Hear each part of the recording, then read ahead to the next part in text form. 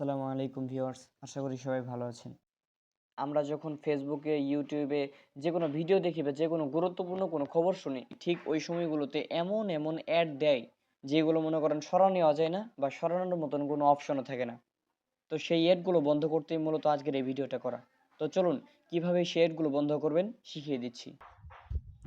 প্রথমে settings on করবেন, তারপর এখান থেকে খুঁজতে অনেক ঝামেলা, তো এই জায়গায় সার্চ করবেন।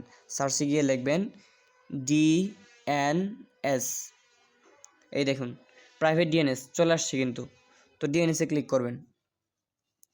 দেন হচ্ছে এই যে সবার নিচেরটা যেখানে আমার হাতের আঙুলের ছাপ পড়তেছে, এই জায়গায় ক্লিক করবেন। দেন এই জায়গায় লেখা আছে, তো অটোতে দেওয়া থাকে, আপনারা এই যে নিচেরটাতে ক্লিক করবেন। এখানে এই দেখুন কি লিখেছি, আমি আবার লিখে দেখিয়ে দিচ্ছি। DNS dot ADGUARD